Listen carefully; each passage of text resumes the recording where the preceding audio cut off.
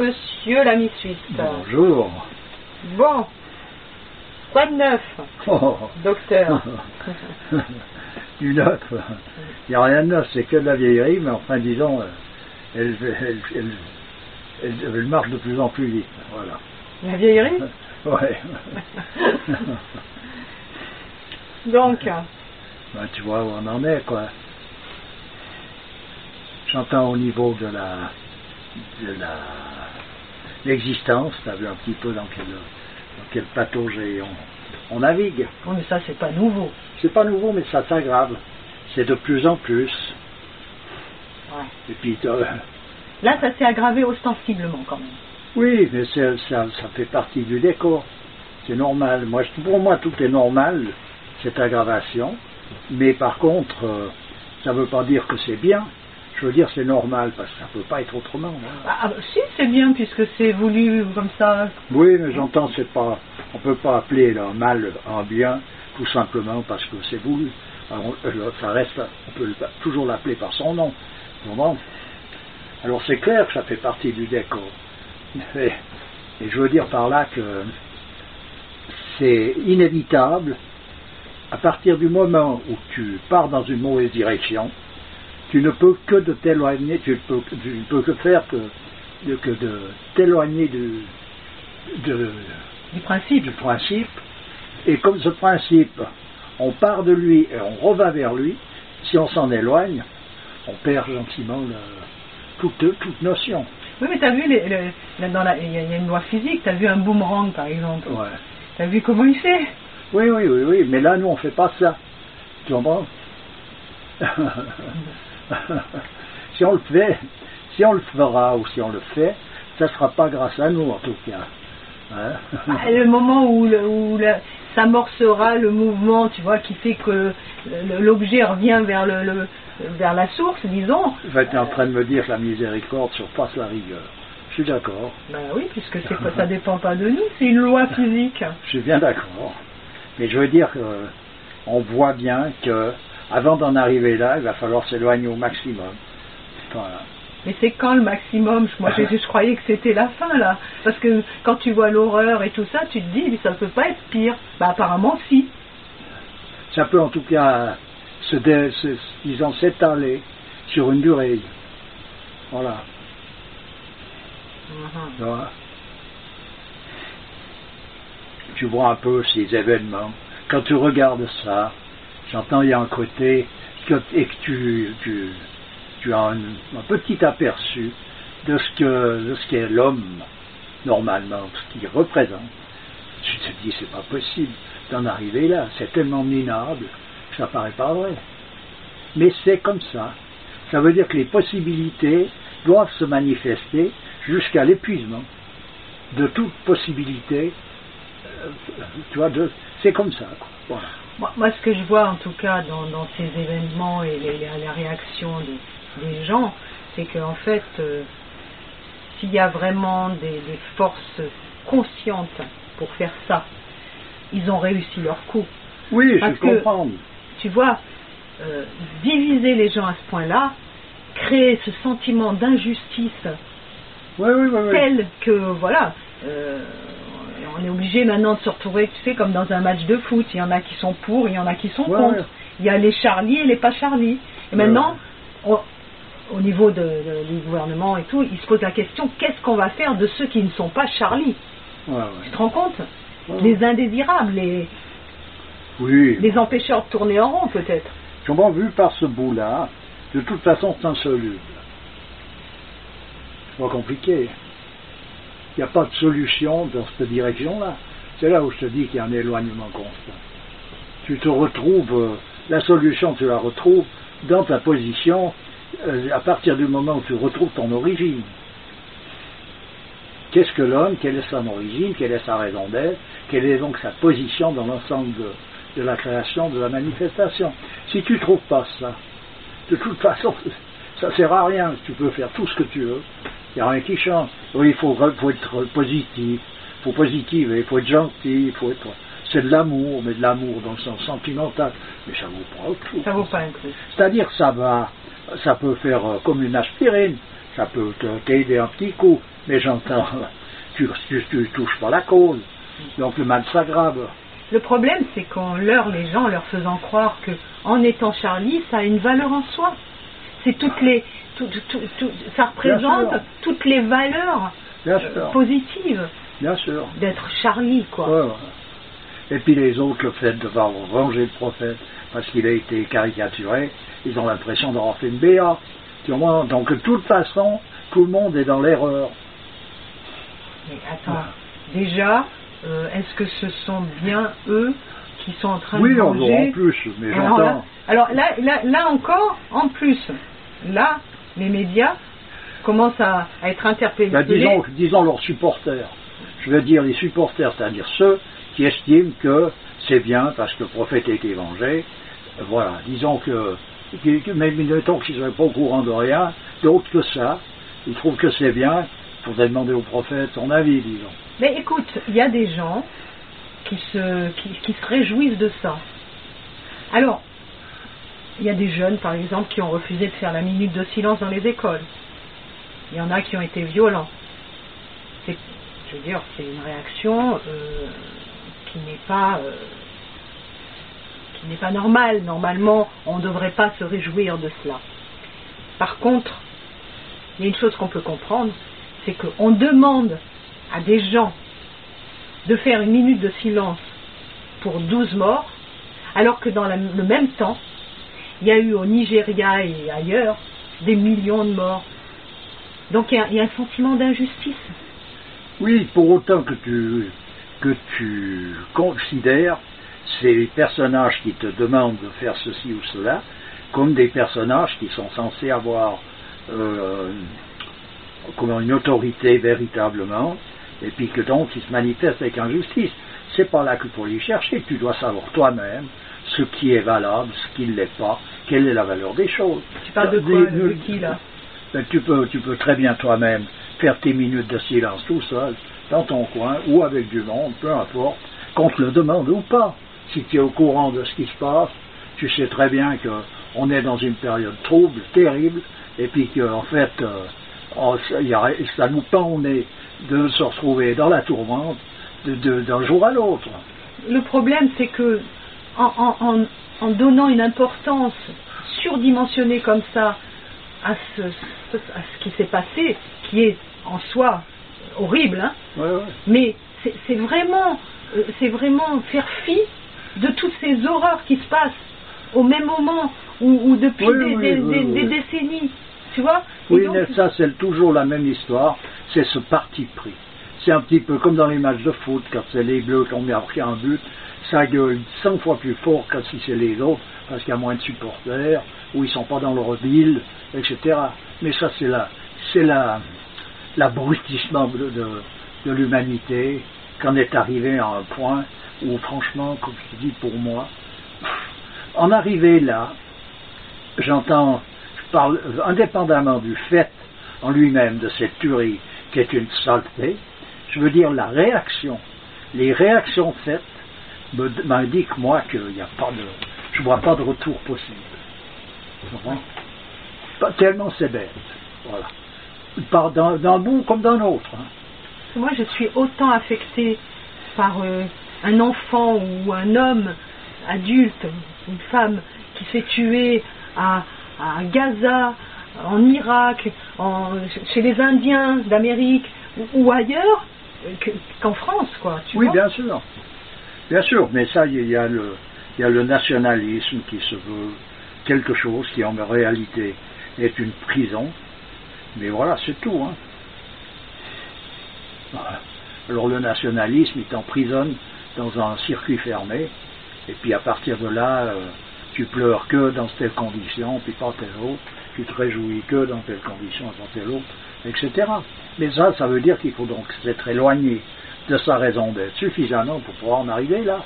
En tout cas, ce qui s'est passé, ça a fédéré les gens, ouais. Et si tu veux, il y a une force républicaine qui est là et qui a reboosté tous les gens qui dirigent là actuellement, et c'est un sacré coup de pub, si on peut parler de pub.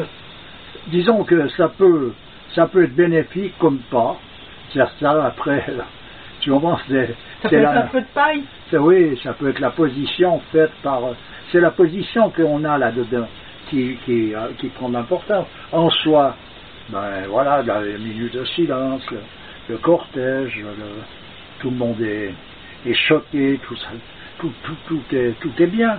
Ensuite de ça, il y a une coalition, c'est-à-dire tout le monde s'est un peu tenu les coudes pendant un moment, disons.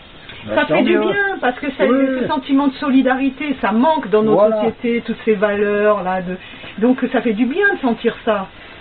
Mais après, il y a toute cette provocation qui se fait de la part des personnages qui seraient censés arranger passer plutôt du bon tranquille, ils mettent de l'huile sur le feu.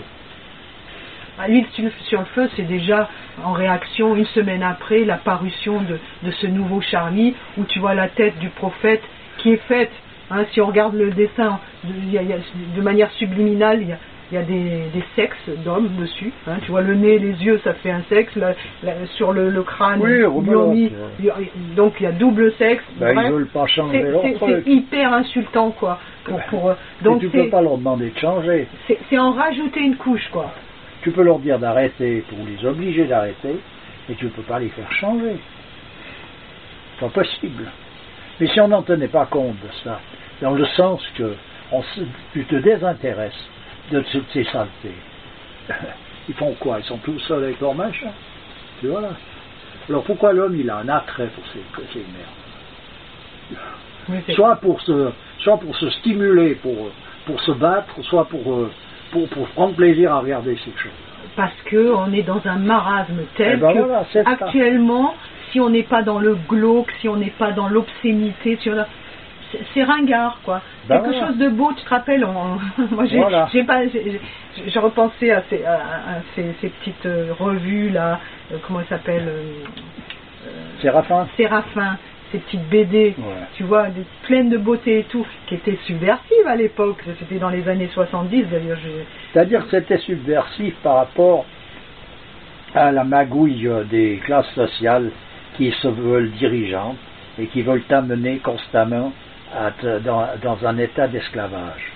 Mais autrement, c'est des choses qui sont propres, il n'y a pas de grossièreté, les dessins sont bien faits, les textes sont très bien faits aussi. Et c'est subtil. Et voilà, c'est beau. C'est beau. Voilà.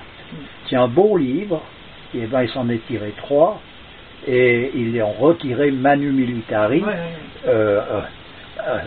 Comme s'il s'agissait d'un secret d'État, un secret de guerre. Le problème, c'est que ça a réveillé les consciences. Ça a réveillé les gens. Et pour aller les endoctriner, en faire comment dire, ce qu'on avait dit une fois, tu vois, des pièces de rechange pour faire marcher cette machine économique. Là, quand tu montres des choses comme ça et tu réveilles les gens, ça marche plus. Les gens ils se disent non, moi je veux pas être cette pièce-là. En tout cas, je recommande à tout un chacun qui a l'occasion de se fournir un de ces albums fixes. Des aventures de Séraphin, il va trouver quelque chose là qui a une bonne tenue et qui s'avère avoir été complètement censuré. Voilà. Alors maintenant, Charlie Hebdo, c'est devenu le symbole de la liberté de presse, etc. Mais c'est quoi? C'est que de la scatologie, de la pornographie. Ils pensent qu'à ça. Tout ce qui est en bas de la ceinture, on dirait qu'il n'y a que ça. Ouais, c'est ça. C'est une horreur. Alors là, le dernier truc... Donc, plus c'est cradin, mieux ça vaut. Oui, plus c'est cradin. Oui, mais on en est bien là. C'est pour ça que je te dis c'est grave. C'est grave, oui. Et là, j'ai pas compris là, leur truc de tout est pardonné. Le prophète, il a une pancarte où il y a marqué « Je suis Charlie » et c'est marqué « Tout est pardonné ». Tu comprends quelque chose, toi? Ça veut dire quoi? Qui pardonne à qui? Qu'est-ce qui est pardonné? Je cherche plus à comprendre d'ailleurs. Est-ce que le fait d'avoir tué ces gens-là, maintenant ça comment dire, ça a créé un équilibre? Je n'ai pas compris. Tu comprends quelque chose, toi? Non. Bon, voilà. Non. Donc les gens, ils voient un pardon, donc Non seulement je comprends rien, mais en plus de ça, je cherche même pas à comprendre. Alors, tu vois, c'est un peu compliqué. Non, mais quand même, je voudrais bien savoir ce qu'ils ont voulu dire. Oui, quoi. Bon, moi, ça m'intéresse même pas. Ce qui m'intéresse, c'est le constat de ce que ça représente directement. En fait, c'est de toute façon, ça continue sur la même lancée, et on est dans la provocation systématique. Je sais pas, à tous les étages. En parlant de pardon, c'est encore vouloir toucher le côté sensible de l'homme. Tu vois, on parle de pardon. Tu vois ce que je veux dire? Ouais. Donc, c'est encore quelque chose... Et la provocation, tu vois, c'est là où il y a une maladie grave. La provocation, comme l'homme actuellement marche comme un animal... on peut le manœuvrer n'importe comment. Ils ont trouvé la combine. Il a perdu sa liberté. Il a perdu complètement sa liberté. Il pense qu'il va se libérer, mais en fait de libération, il est en train de s'emprisonner. Il se libère pour s'emprisonner dans ses désirs, ses envies, ses sensations. Et là, il est mort. Chante Beaumerle, ta cage est belle. Voilà. Tu te rappelles, on avait fait un constat qui s'appelait comme ça. Et bien là, tu vois, c'est provoque. Par exemple, ils ont protégé une protection supplémentaire pour les écoles. Bon, après quelles écoles? C'est pas toutes les écoles, donc c'est pas tous les enfants de toutes les races qu'il faut qu'on protège. On en protège plus ceux-là que ceux-là.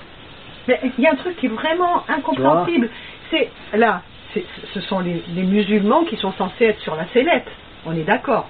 Ce sont eux qui sont censés avoir provoqué ça. Ouais. Donc, il y a depuis une semaine, il y a eu 50 cas d'agression contre les musulmans. Ouais, tout à fait.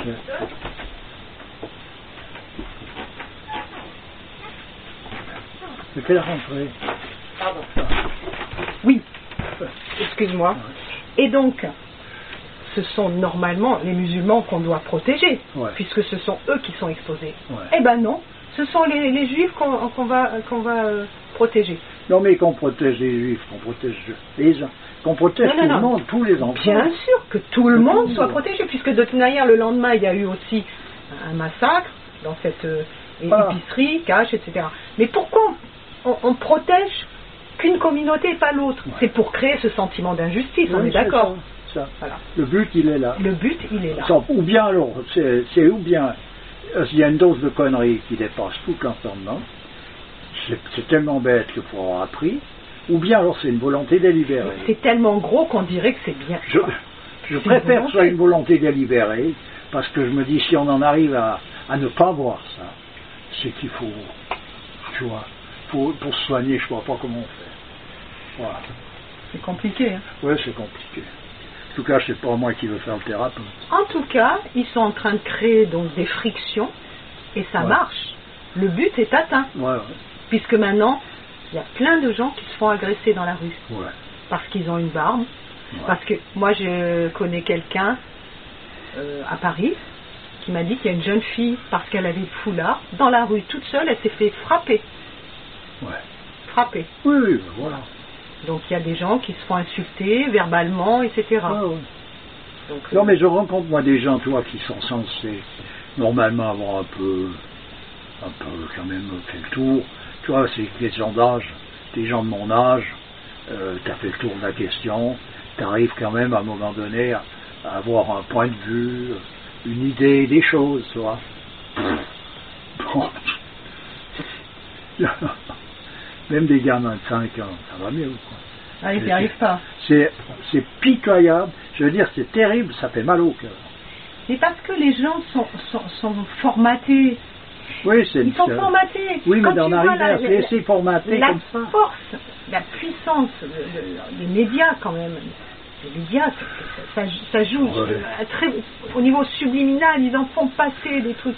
Ça fait des années qu'ils font des émissions pour faire monter la moutarde, pour dénoncer toujours la même chose, etc. Je veux dire, au bout d'un moment, les gens ils finissent par le croire. Ça finit par les influencer. Enfin bon, moi j'ai l'impression qu'il faut avoir une prédisposition faut pas ravaler ces Non, conneries. je pense pas, parce qu'il y a des gens qui n'ont pas le temps de réfléchir. Moi, quand je regarde ces choses-là, on le voit, le truc, non? Ouais, tout le monde ne le voit pas. Et ben voilà, ben c'est là où c'est grave. C'est là où ça veut dire que si on ne le voit pas, comment veux-tu corriger le tir quand tu ne vois pas l'obstacle? Comment veux-tu changer de direction parce que tu es en train de rentrer dans le mur quand tu ne vois pas le mur? Il faut m'expliquer comment on fait. Alors moi, je ne sais pas faire. C'est clair. C'est Voilà. clair que là, voilà, il y a ce mouvement de masse et tout. Comme à l'époque de touche pas à mon pote, tu te rappelles cette Oui, époque-là? voilà, ouais. Tout le monde était contre le racisme et tout. Regarde aujourd'hui. Ça a servi à quoi tout ça? Oh, de toute façon, Ah, que dalle. Je C'est dis, pareil. tu peux tout faire, tu ne fais que d'aggraver ton coup, tant que tu ne recherches pas à retrouver la direction qui te ramène au centre. Voilà. C'est pas compliqué. Il n'y a pas de possibilité autre. Ben, la direction qui te ramène au centre, c'est pas d'aller encenser un torchon d'insanité, tel que le Charlie Hebdo. Non, déjà là, tu te ni fourvoies. d'encenser le terrorisme, ni d'encenser rien du tout. Ni d'encenser rien du tout. Voilà. C'est juste d'essayer de prendre conscience de ce que représente tout ça. Voilà. Quels sont les tenants et aboutissants de tout ça? Oui, et puis surtout de prendre conscience de qu'est-ce que l'homme et quelle est sa position normale dans la création. Ça te définit tout le reste. Et c'est ça qui est proposé dans le cadre traditionnel. Que ce soit dans l'islam, que ce soit dans le christianisme, que ce soit dans le judaïsme, que ce soit dans d'autres traditions à caractère non religieux, mais plutôt métaphysique. La proposition qui est faite, c'est que tu puisses retrouver ta raison d'être. Et pourquoi, Voilà. pourquoi on a détruit cette capacité chez l'homme dès l'enfance? Parce que quand tu as ça en toi, tu n'es pas manipulable. Ah ben voilà. Quand tu vois là par rapport à cette parution Ouais. du nouveau Charlie Hebdo, les gens se sont disputés, Ouais, ils se sont déchirés, et sur le marché parallèle, ils se vendaient à 60 € voire plus le petit journal là, pour te dire à quel point C'est une histoire de dingue. c'est une histoire de dingue, à quel point les gens sont manipulables. Ouais, c'est l'asile. C'est l'asile d'aliénés. Mais c'est sûr que tu peux pas, si tu retrouves ta position et que on te met dans une éducation qui te permet de la trouver, tu es plus manipulable. Ben non. Alors, à partir de là, évidemment, ça n'arrange pas tous les rigolos qui cherchent à spéculer sur l'humanité, comme on spécule sur des trous d'agrumes ou sur des animaux. En fait, l'homme est devenu une marchandise depuis un bon moment. Alors pourquoi on veut détruire les religions? Pourquoi on veut détruire la tradition? Parce que ces choses-là amènent l'homme justement à lutter contre ses passions intérieures, à être fort, voilà. Et pas comme un petit bouchon de liège sur l'eau qui suit le gré du vent, tu vois, au gré du vent qui suit les fluctuations, tu vois, et c'est ça. Sûr. Donc ça n'arrange pas. Ceux qui veulent diviser les gens et diviser l'être à l'intérieur de lui-même déjà. C'est ça. Donc c'est ça le problème. Voilà, donc ça c'est donc tu vois, c'est une déviance qui est profonde. Oui. Tu vois? Ce qui veut dire que comment on fait la correction, comme je te dis, c'est que le retour en direction du centre. Il n'y a pas d'autre alternative. Le restant c'est voué à l'échec. C'est plein d'initiatives, plein de gentillesse, tu vois, mais j'entends, c'est des feux de paille, ça sert à rien. Le retour au centre dont tu parles, est-ce que ça se joue au niveau de ce qui fait notre dualité, c'est-à-dire essayer de rassembler ces deux parties paradoxales, hein, en fait, oui. et de manière à faire un déjà. Oui, et puis surtout voilà, pour que ça fasse un, il faut qu'elles aient leur place exacte. C'est comme des faces d'une médaille, il faut qu'elles soient donc positionnées de telle manière pour qu'il y ait une médaille. Autrement, il n'y a pas. Tu vois? Tu comprends? Donc il faut que chaque chose soit bien à sa place, puis ici il y a un ordre hiérarchique, il faut qu'il soit respecté. Voilà. C'est-à-dire ben, tu vois, dans une civilisation normalement constituée, il existe une autorité. Là, il n'y a plus d'autorité. Les autorités qui sont prétendues n'ont strictement rien à voir, ni de près, ni de loin, avec ce que j'entends être une autorité. On en avait parlé, on avait comparé ça à un corps sans tête. Il n'y a plus la tête. Voilà. Ça gesticule dans tous les sens, mais il n'y a plus la tête. C'est ça. Donc, alors, à partir du moment où il y a une autorité, c'est cette autorité qui donne, c'est comme le chef d'orchestre, qui indique ce qui est la position que tu dois prendre dans l'ensemble de ce que tu fais, de ce que tu dis. Par rapport à des données qui sont les données justement traditionnelles, qui peuvent être écrites ou vues ou entendues sous une forme religieuse ou pas, mais qui sont, cette autorité, elle est là, elle est présente. Quand tu es éduqué de cette manière-là, tu t'entraînes gentiment comment, c'est comme une fleur ou un arbre qui se retrouve dans le bon terreau, avec la bonne nourriture pour se développer le mieux possible. Si tu fais autrement, tu massacres l'arbre en question, tu le feras faire peut-être plus de fruits une année parce que tu le pousses à mort, puis après lui, l'année d'après, il est mort. Bon, mais j'entends, tu vois, je veux dire, c'est totalement arbitraire par rapport à l'équilibre de la nature. Voilà. Et l'homme, il vit totalement dans l'arbitraire. C'est pour ça qu'il est influençable. Pourquoi est-ce que c'est malhonnête à l'extrême de polluer la terre? Comment est-ce que c'est possible qu'on accepte, qu'on tolère, et qu'en plus de ça, qu'on prône et qu'on félicite des personnages qui inventent des saloperies qui polluent la planète? Alors que la terre, dans le cas traditionnel, tu la respectes au premier degré. Pourquoi? Parce que c'est ta mère. Tu comprends? L'autre mère, la terre, c'est pas, je sais pas quoi. Eh bien là, ta mère, c'est ni ta mère. Tu comprends le truc? On sort de ça. Voilà. on sort des entrailles de la terre, voilà. puisqu'on est fait d'argile. Déjà ça. Et on retournera à la terre. Alors le ni ta mère, il commence chez les chercheurs, les scientifiques, qui ont le prix Nobel et qui ont toutes les décorations, tu comprends?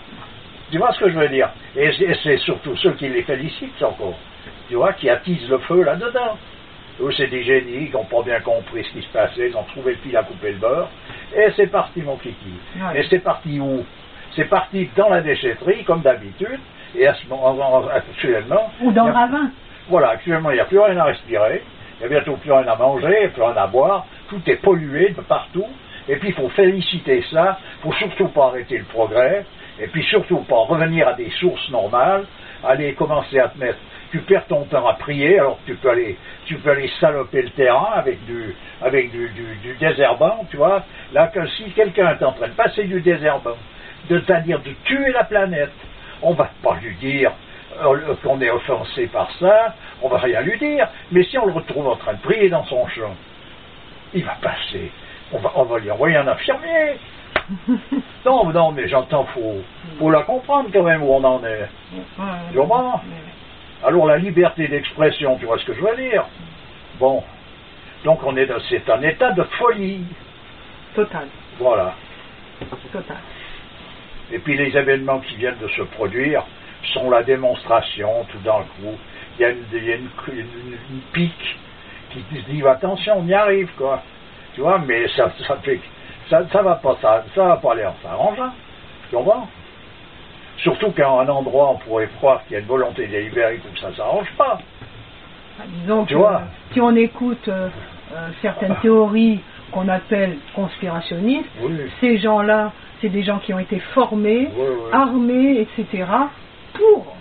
Tu vois, qu'on a pris dans des endroits fragilisés, où les gens sont encore plus manipulables, parce que désespérés, et puis on en a fait ça, et puis voilà, puis après on les retrouve morts évidemment, parce que après une fois qu'on les a utilisés, voilà, donc faut pas laisser de preuves, etc. Donc, enfin, moi j'écoute pas grand chose, autre que simplement ce que ma conscience m'indique, par rapport justement à ces données de recherche de ce qu'est l'homme. au fur et à mesure que tu découvres les possibilités, tu t'aperçois qu'on est en train de démarrer, de déménager, de partir dans la fausse direction. Plus ça va en avant, plus tu le vois. Comment? Donc, après, tu peux pas... je sais pas, ça se voit, non? Ça se voit que tout est en train d'être pourri sur cette planète. Et on construit encore des bagnoles, on construit de plus en plus. Puis il y a la Chine qui te met en avant. Oui, là, alors ça, tu vois, c'est le progrès, le machin, comment ils appellent ça, la croissance économique. Là, c'est le numéro 1. Tu as le numéro 1, le numéro 2, donc ça, tu vois, c'est hip hip hip, hurrah pour le numéro 1. Il a gagné. Qu'est-ce qu'il a gagné? Il a gagné un mètre cube de dollars en plus, ou plusieurs mètres cubes de papelard qu'il a fallu encore retirer d'ailleurs en démolissant des arbres. C'est con. Je veux dire tout simplement, c'est con. C'est con d'un bout à l'autre, tout ce baratin, et puis il faut encore en faire une tartine, puis il faut considérer ça. Tu comprends? Et tout le monde est dans la pagaille en ce moment, que je dis classe sociale, à part une poignée de types, je pense que pour eux, ça va sur le plan en tout cas quantitatif. Et j'entends tout le monde est dans une... Ça va pas, on sent bien qu'il y a un malaise général. Attends, tu trouves qu'il y a une poignée de gens pour qui ça va? C'est possible, tu vois. Mais ça, on voit bien que s'il y en a, en tout cas c'est du provisoire. En tout cas, mais que tu ailles en Afrique, que tu ailles en Asie, que tu ailles en Europe, que tu ailles aux États-Unis, que tu ailles bien autour en Australie, c'est la pommade. Et c'est la pollution partout. Non, ben ça, c'est sûr. Juste dans les savanes africaines, tu ne peux plus boire la flotte parce qu'elle est pourrie. Et puis on te dit qu'il faut continuer dans cette direction, autrement tu es un empêcheur de tourner en rond. Mais il faut arrêter le délire. Stop, c'est bon. Non mais c'est possible d'arrêter le délire, ou bien. Ça paraît pas possible. C'est là où ça devient grave, tu vois. C'est pour ça que je te dis que c'est irréversible, c'est que le délire, il s'arrête pas. On t'invente une loi écologique, et en même temps que tu as l'écriteau qui fait 3 mètres sur 2, où c'est marqué un geste pour la planète, tu as le cantonnier qui est en train d'asperger avec du Roundup la bordure du trottoir. Faut arrêter. On est dans une incohérence totale. Faut arrêter, faut stopper l'histoire. Et là, ils sont en train de faire une loi, ils cherchent en tout cas, à faire un truc pour que les voitures propres payent moins cher sur les autoroutes. Ah bon? Mais la voiture propre, c'est la plus chère. Ça veut dire que c'est réservé à des gens friqués. Et si tu n'as pas une thune, puis que tu dois rouler avec ton vieux diesel, tu payes plus cher que l'autre. Pouf, c'est bon. Stop. Et en plus, la voiture propre en question, elle n'est pas si propre que ça. Parce qu'elle roule quoi? À l'électricité, c'est ça? Ça s'avère être propre comme ça, c'est le truc, la poudre aux yeux. Parce que les voitures électriques en question, c'est ce qui pollue le plus, hein? Ouais. Parce que pour charger les batteries, il faut quoi? Il en faut des... oui, bien sûr. Bien sûr, quand tu fais le tour de la question, tu t'aperçois qu'en guise de propreté, tu as une saloperie supplémentaire. Voilà, c'est faire marcher les comment on appelle ça, les trucs, là. Avec la fumée. Oui, mais enfin, bref. Voilà, disons, sans aller chercher des théories de complot, de n'importe quoi, tout ça, on laisse tomber. Mais je veux dire, on en est là, chacun le voit, tout le monde le voit. Pour faire marcher le nucléaire aussi. Voilà, mais tout le monde le voit, on sait bien où on va avec le nucléaire. Faut pas me raconter des conneries. On sait très bien que moi, un pépin, c'est catastrophique. Combien il y a eu de morts déjà avec ce nucléaire? Me sens pas dans le fond. Mais là, on vit sur une pétaudière. Le moindre truc, on explose tous. C'est peut-être comme ça que la fin du monde. Tu te rends compte de Tchernobyl ou Fukushima, le nombre de morts et de grincements de dents, je dis, de mots terribles que ça engendre. Hein? Tu vois le nombre de minutes de silence aussi qu'il faudrait faire. Qu'il faut mettre là-dessus.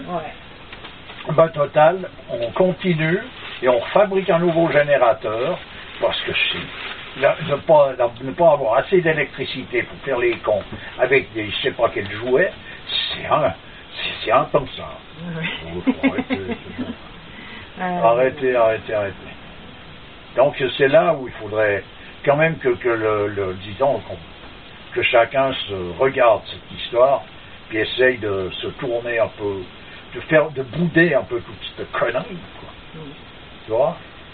Ouais. Ça veut pas dire aller tuer celui-ci ou celui-là. Ah non, pas du tout. Tu tues personne. Au contraire. Même le fomenteur de toute cette merde, Au contraire. qui se démerde avec ses nus, mais tu vas pas encore le féliciter, lui taper dans le dos, le caresser dans le sens du poil. Alors c'est là où la connerie prend le dessus à un point tel que pour moi je vois pas la solution. Voilà, c'est tout. Je vois point de solution, j'entends dans le sens où elles sont présentées. Pour moi, sortie du cadre de la recherche de soi-même qui est proposée dans toute tradition, je ne vois rien d'autre possible pour remettre l'homme à sa place. Ça l'empêchera pas de travailler, il s'est fait des belles choses, il s'est fait des belles architectures, il s'est fait de très belles choses au cours des siècles passés, des millénaires passés. Ils n'ont pas attendu d'avoir la machine à couder les saucisses pour faire quelque chose de valable, tu comprends? Et bien, total, non, à présent, il faut absolument ça pour arriver à la finale à fabriquer, quoi. Tu vois les bâtiments, tu regardes une cathédrale ancienne, ou une mosquée ancienne, une synagogue, enfin, toutes ces temples hindous. C'est beau. C'est magnifique. Et là, on fabrique des merdes en béton, et puis ça pollue tout, puis on décore le type avec tous les honneurs. C'est des prouesses. Je suis d'accord, c'est des prouesses. Je sais très bien, techniquement parlant. Ah oui, quand tu vois le pont de Millau, c'est une prouesse. C'est une prouesse. C'est architectural, on va dire. L'hôtel 7 étoiles de Dubaï, c'est une prouesse. C'est le type qui a fait ça. L'architecte qui a fait ça, j'entends, c'est un génie. Moi, je suis d'accord avec ça. Simplement, c'est pas parce que tu es un génie que tu fais quelque chose de beau. Hein. Oui. Tu fais quelque chose d'exceptionnel, tu fais quelque chose, tu braves les lois de l'équilibre, tout ce que tu veux, puis tu y arrives parce que tu as ça en toi. T'as le format mais pour par ça. contre, s'il y avait une autorité, tu pourrais continuer de faire ça, mais on ne te laisserait pas faire des merdes. Oui. Comment, voilà. Tu serais orienté pour mettre tes capacités au service de quelque chose de valable. Voilà, c'est ça. C'est ça, on ne te compte pas l'eau et le gaz. Hein. Bien sûr que non. Et quand tu vois actuellement toute la manifestation, elle est souffrante. Que ce soit les animaux, les plantes, les humains, tout est souffrant. C'est sûr. C'est la rançon de la gloire. Et quelle gloire! Tu vois un peu.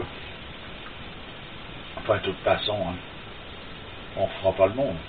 Non, mais apparemment, il faut passer par là.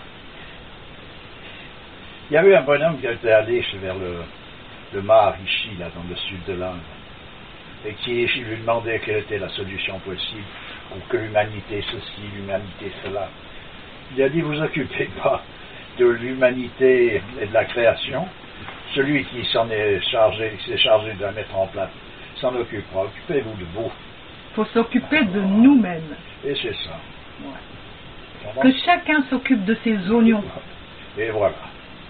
Mais ces oignons, pas les oignons qu'on veut nous faire peler, vos propres oignons, c'est-à-dire qu'est-ce qu'on est venu faire sur cette terre, quelle est notre raison d'être, qu'est-ce que c'est qu'un homme. Ouais. Voilà. Si on peut résoudre ça, là on fait une affaire. Et c'est proposé dans toutes les traditions, et c'est non seulement proposé, mais on te donne les moyens et les outils pour y arriver. Il faut les chercher, parce que les guignols qui se sont emparés de ces connaissances-là, qui sont censés les diffuser, ne savent même plus ce qu'ils foutent. C'est comme le Christ disait, vous avez caché l'épée et vous n'êtes pas entré vous-même. Ça veut dire que tu tiens dans les mains le secret de la réussite, mais tu la donnes à personne, puis tu ne la prends même pas pour toi. Parce que tu sais même pas. Tu vois, je te couche. Oui. Bon, ben voilà. Ouais, c'est sûr. Ben, c'est la grande couche, on est arrivé là.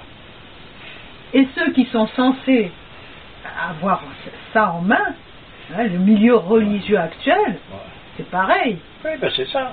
Ils ont saligoté tout ça. Oui, voilà, c'est ça. Que ce soit dans une religion ou dans une autre. Ah ben bien sûr. De nouveau, c'est à l'unanimité, c'est la course au sabotage. Tu vois? C'est pour ça que tout le monde jette tout, le bébé avec l'eau du bain, quand on leur parle de religion, oh mon Dieu, je comprends, hein. Puis on donne le goût à tout un chacun de ça. Tu vois, les derniers événements, pour en revenir à cela, ah ben on te dégoûte. L'image de l'islam, c'est quoi? C'est des tueurs qui flinguent tout ce qui marche pas avec dans leur idéal. Mais je crois que tu déconnes. Et en même temps, on s'acoquine avec tous ces gouvernements qui prônent cet islam-là, hein, le wahhabisme et compagnie, hein, les Émirats, hein, cet islam vraiment de barbare. Et ben voilà, parce qu'il y a du pétrole là-bas, on s'acoquine avec. Hein. C'est ça, la grandeur de l'homme actuellement, il est fait dans la quantité. Un homme, il a l'envergure, on l'écoute, parce qu'il a une poignée de dollars en plus que celui d'à côté. Donc, tu vois, c'est de nouveau significatif. Ouais.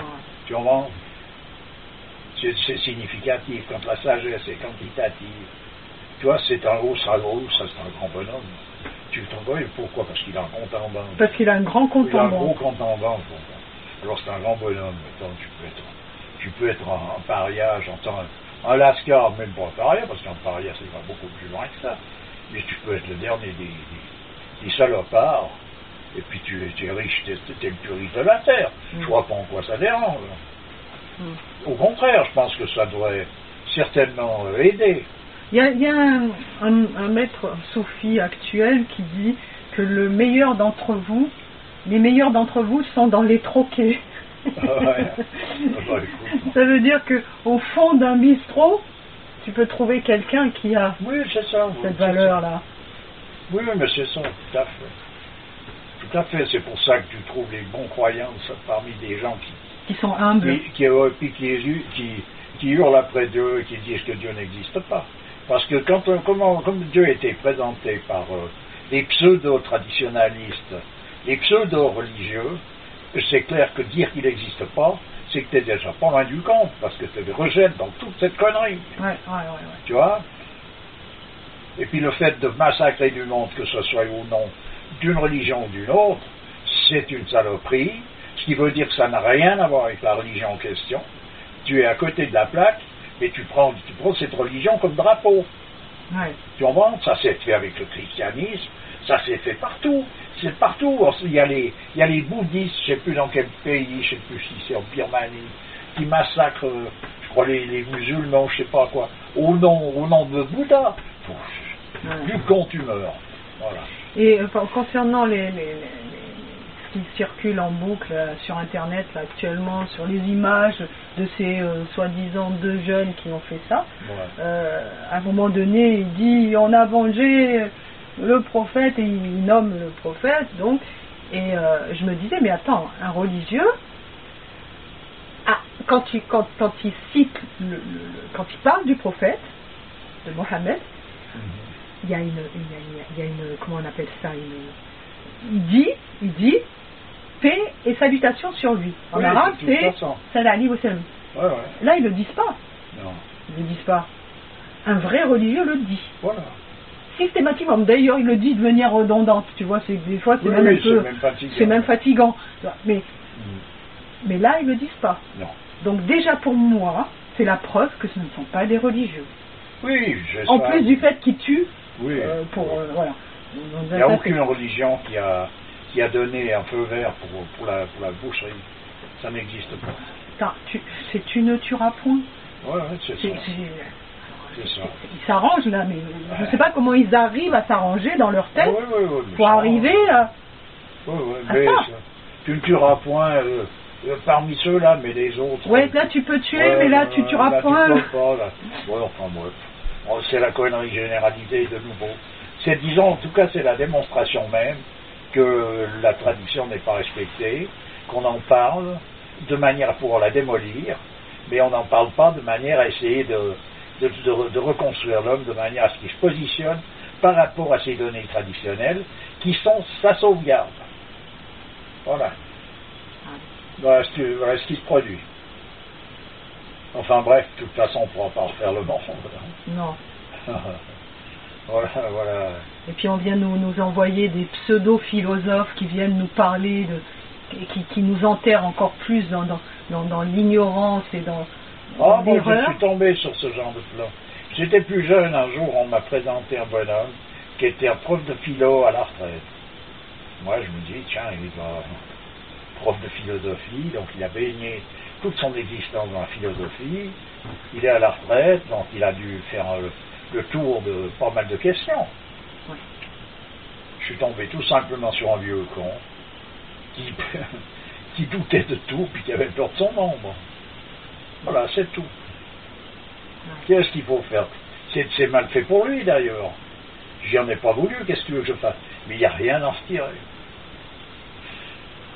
Alors que la philosophie, le terme lui-même, signifierait amour de la sagesse. Oui. Alors que par amour de la sagesse, t'en arrives au doute et à la peur, c'est que tu t'as loupé le train quelque part. Oui. Tu vois? Ouais. Enfin voilà quoi. Ouais. Tout ça. Par ça, j'avais vu, me semble, quelqu'un qui m'avait parlé de la signification des gens, de la folie par rapport à l'humanité.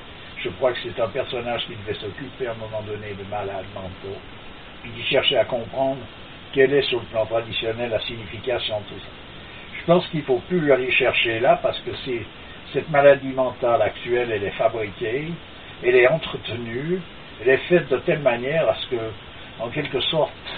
La personne, tu la maintiens. Ouais, c'est la folie comme on l'entendait dans le temps, c'était comme les maboules dans le monde musulman, c'est des personnages, les fous de Dieu, et on en trouvait ça dans les Sikhs, on trouve ça en Inde, mais ils ont une attitude qui est déraisonnable par rapport à côté... Sur un plan social. Sur un plan social, mais ça veut pas dire... déraisonnable, ça veut pas dire nuisible. Voilà. Tandis que là, c'est des gens qui sont...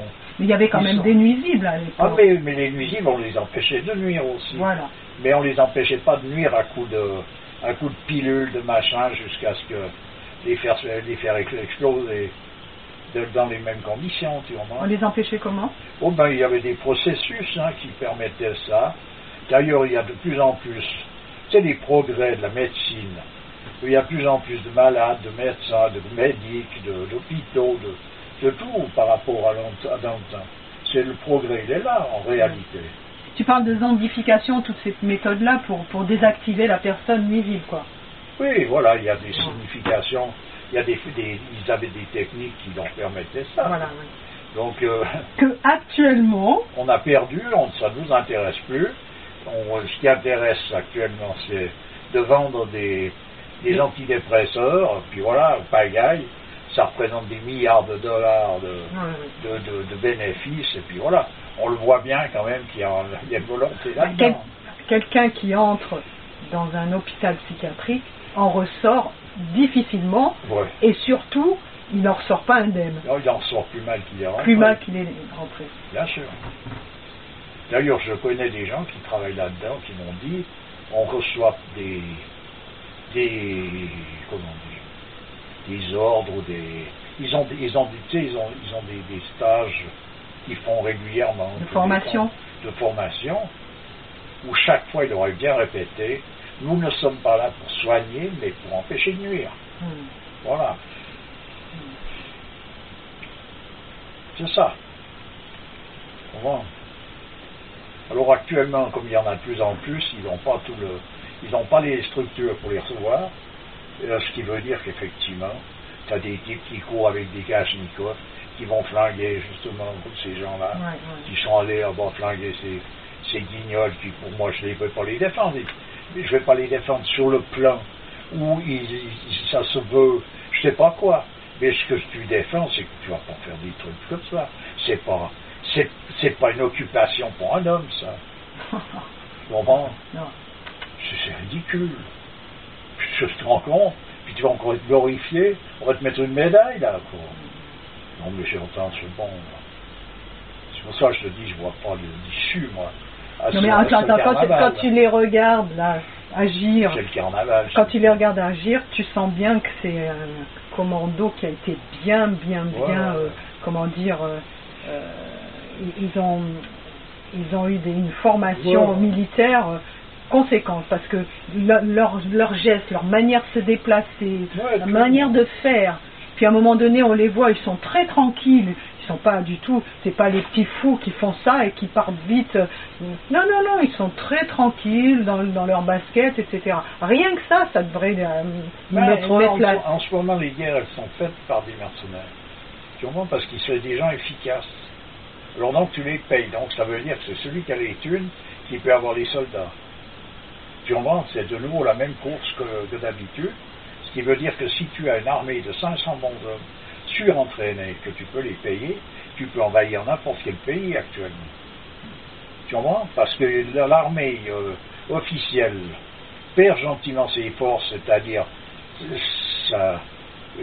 il n'y a plus le feu sacré, comme on pourrait dire, parmi les personnages qui sont là-dedans.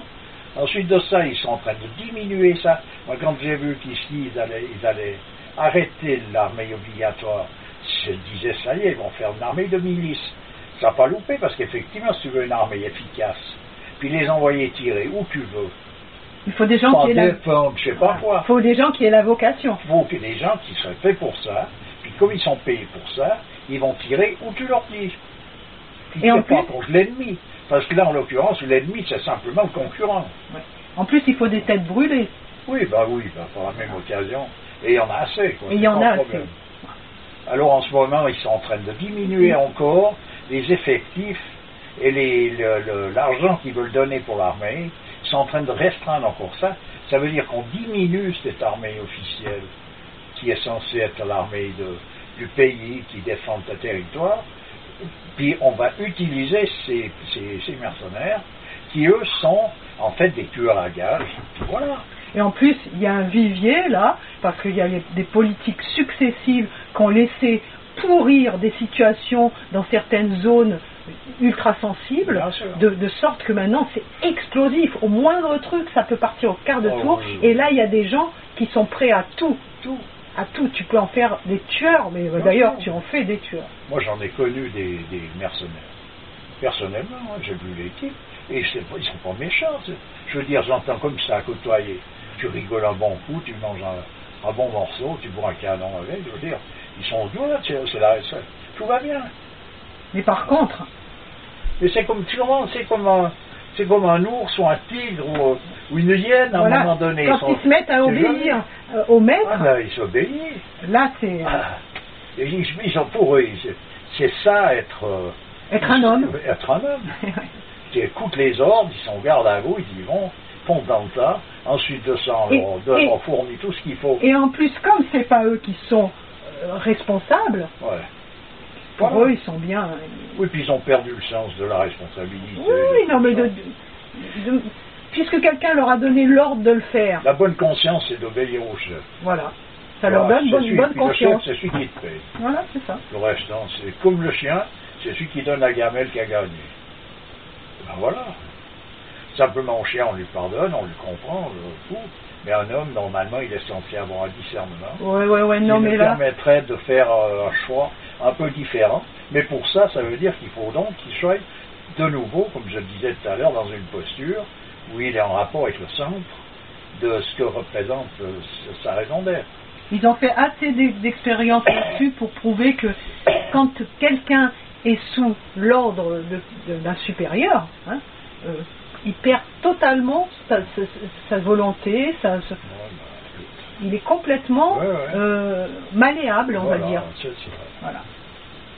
Ils ont fait une expérience en faisant croire qu'ils envoyaient des décharges électriques sur des gens, et tu vois, il y a eu très très peu de gens qui se sont arrêtés au moment où ils voyaient que la personne était électrocutée à un point de souffrance. Il y a plein de gens qui ont dépassé les limites. La position normale, ça veut dire que tu te retrouves dans cette position-là, mais par rapport à Dieu, ou ce qui est proposé, ou appelé Dieu dans une religion. C'est-à-dire que tu es à ses ordres. Voilà. Tu fais tout pour lui plaire et pour être en accord avec lui. À un moment donné, j'ai vu, Voilà. j'ai vu sur Facebook, à un moment donné, quelqu'un qui avait mis, oui, la liberté, c'est de n'avoir aucun maître. Et moi, j'avais réagi en disant, la liberté, justement, c'est d'avoir un seul maître. Deux points, la vérité.